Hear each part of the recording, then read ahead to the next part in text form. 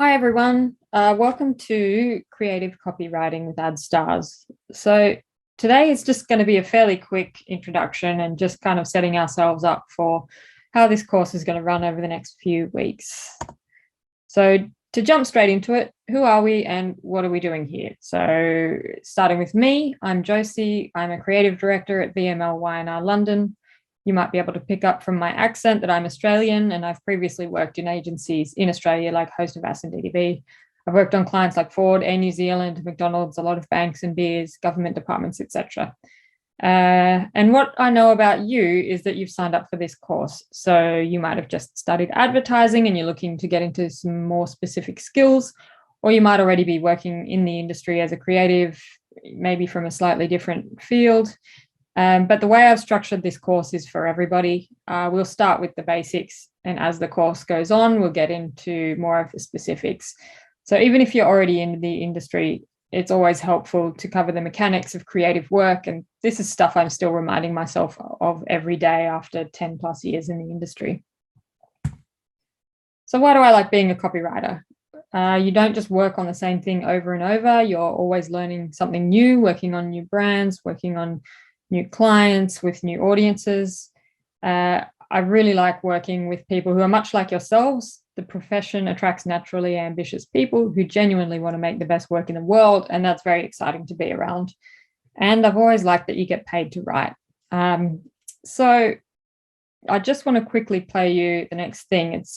It's pretty interesting. I always like to ask people in the industry what piece of work was the piece of work that made them want to work in advertising. Everyone seems to have one. And mine was a radio ad. So ignore the visuals here. The original campaign was a series of radio executions, and I'll just play one of them.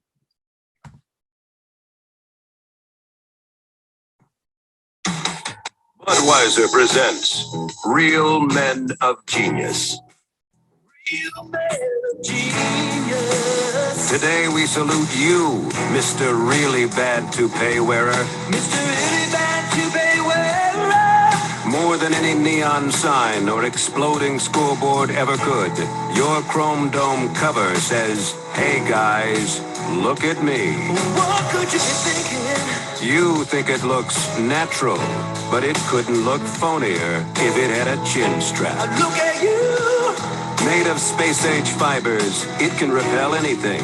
Rain, wind, snow, and especially young women. I don't think so. So crack open an ice-cold Budweiser, Mr. Stud in a Rug. Then crack open another for that thing on your head. I don't think it's all straight. So, yeah, it's an oldie. That one was played to me back in university. And yes, that is the guy who sang Eye of the Tiger in there that you might have spotted. So on to now about what we're doing here. So copywriting is used very broadly these days. If you Google how to copywriting, you can find a lot of information about which verbs are the most persuasive, whether you should phrase something as a question in a headline to keep the audience interested, etc. But this course isn't going to be about that type of copywriting. That type of advice is quite granular, whereas this course is about copywriting that comes from an idea, and it's the idea that should inform what kind of verbs and phrases you use in how you bring it to life. In fact, this course is really about ideas and the role that copywriting plays in them. So idea first, craft second is how we like to think about it. And just to get you into the headspace of the course over the next few weeks, I mean, copywriting is a very intense job, but it is a very rewarding job. And this course is really going to be what you make of it. I think the single most important thing you can have as a creative is energy. It's way more important than natural talent. It is, someone who can put in the work.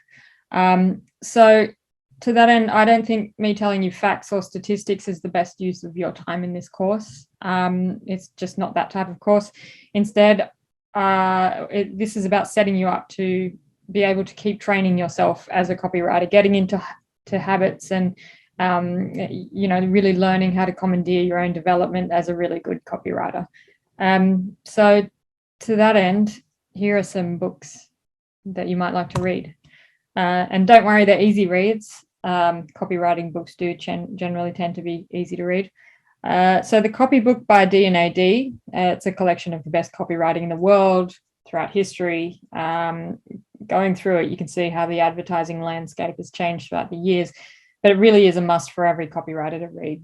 And Hey Whip or Squeeze This by Luke Sullivan and Sam Bennett is more broadly about being a creative, not just a copywriter. It's definitely worth a read if you haven't picked it up already.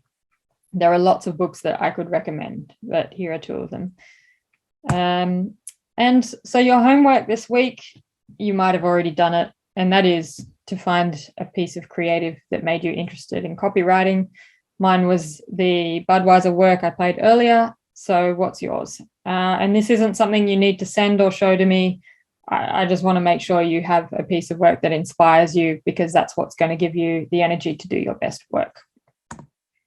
So hopefully you'll have a lot of questions throughout this course. While we're not doing it live, I'd still like it to be somewhat two-way, and I'd still like to be able to answer any questions that you do have. So please feel free to email me any questions to this email address, josie@josieburns.com, and I'll get an answer to you, ideally through subsequent lecture recordings.